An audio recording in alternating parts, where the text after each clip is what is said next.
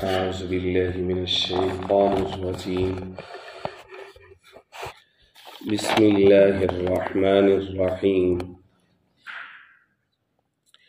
ومن يهاجر في سبيل الله يجد في الأرض مراغما كثيرا وسعة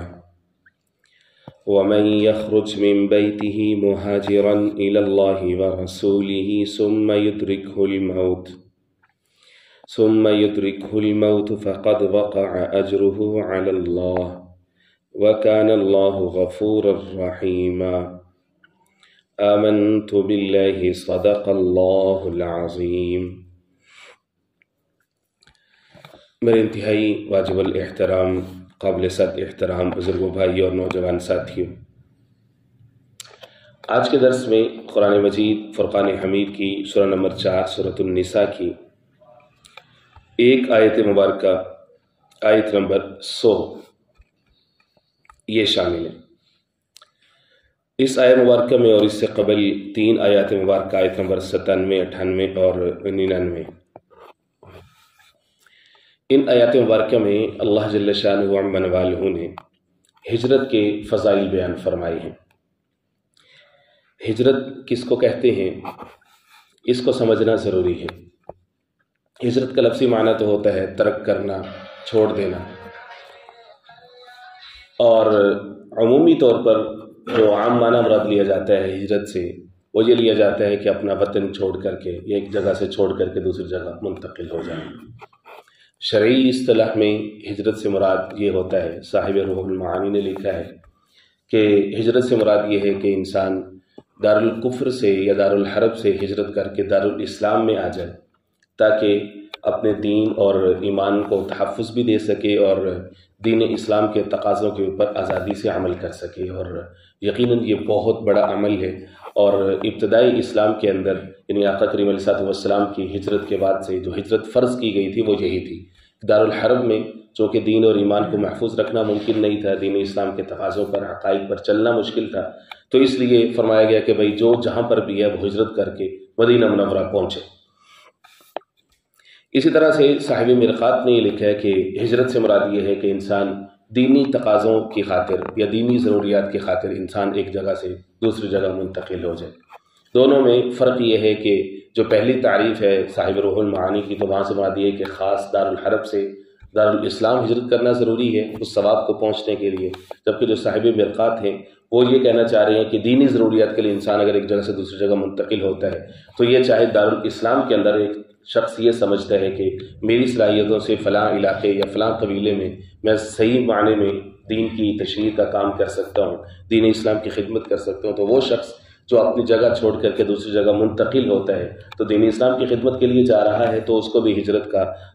ثواب جو ہے اللہ رب العزت عطا فرمائیں گے۔ اور اسی طرح سے ہجرت کی کچھ اور تعریفات بھی ہیں، مثلا ایک حدیث پاک کے اندر آتے ہیں آقا کریم علیہ السلام نے فرمایا کہ المہاجر من حجر ما نہى اللہ عنہ، مہاجر اس کو کہتے ہیں کہ جو اس بات کو چھوڑ دے، اس بات سے باز آ جائے کہ جس سے اللہ اور اس کے رسول پاک علیہ السلام نے منع فرمایا ہے، تو گویا کہ وہ گناہوں سے ہجرت کرنے کو بھی ہجرت جو ہے وہ شمار کیا جائے گا۔ تو ہجرت یہ نہایت افضل عمل ہے، اور یہ والی جو آخری حدیث پاک سے جو ہجرت کی تعریف معلوم ہو رہی ہے وہ تو ہر زمانے میں ہی ہر وقت ہی بندہ مومن کے اوپر فرض ہے کہ وہ ان چیزوں کو چھوڑ دے، ان چیزوں سے ہجرت اختیار کرے کہ جن چیزوں سے اللہ اور اس کے رسول پاک علیہ السلام ناراض ہوتے ہوں۔ یہاں پر جو ہے وہ شرعی ہجرت وہ مراد ہے کہ جو انسان اپنے دین و ایمان کے تحفظ کی خاطر جو ہے وہ ہجرت کرے، تو اس کے فضائل یہاں پر موجود ہیں اس قرآن مجید کی سورہ نساء کی ان آیات مبارکہ میں۔ یہ جو آیت نمبر 100 آج کے درس میں شامل ہے، اس میں ساتھ یہ بھی اضافہ کیا گیا کہ جو شخص اللہ کے راستے میں ہجرت کرنے کے لیے نکلتا ہے تو یقیناً اس کو یہی عقیدہ رکھنا چاہیے کہ اللہ کی زمین بہت وسیع ہے اور اللہ رب العزت اس کو نہایت عظیم الشان ٹھکانہ دیں گے۔ تو اس سے پہلی بات تو یہ معلوم ہوئی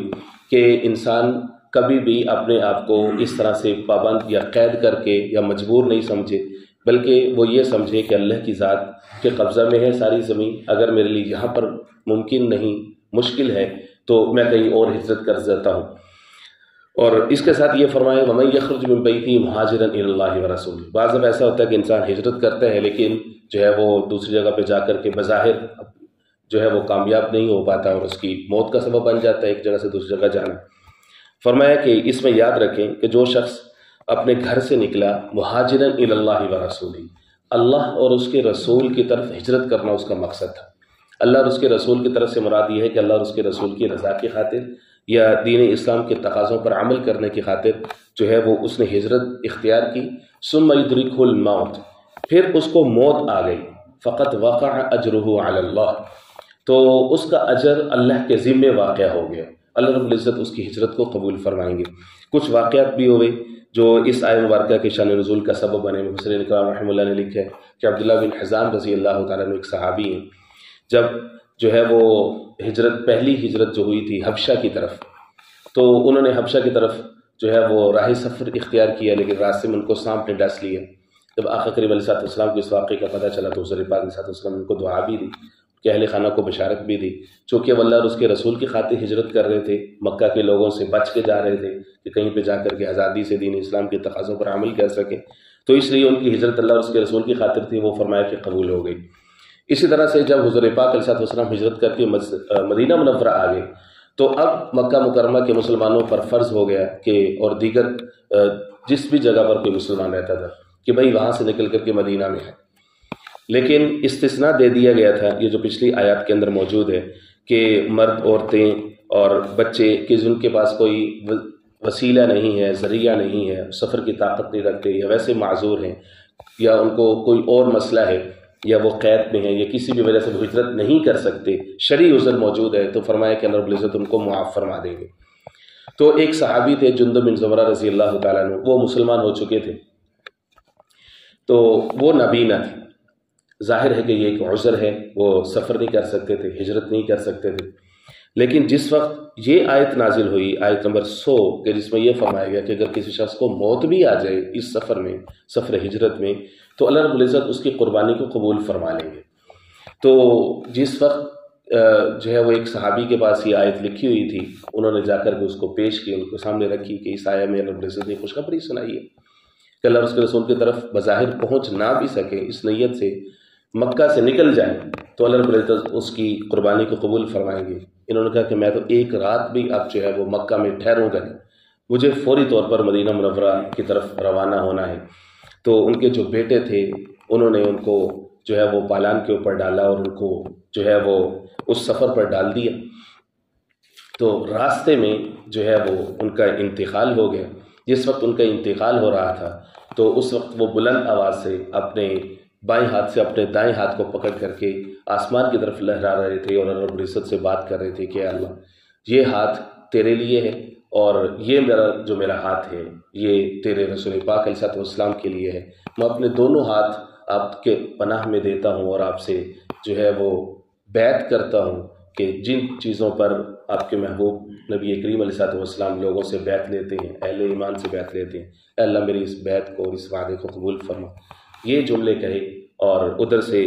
جو ہے وہ ان کی روح سپرد ہو گئی،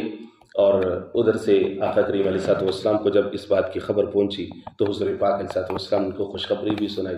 اور ان کے لیے دعا بھی فرمائی۔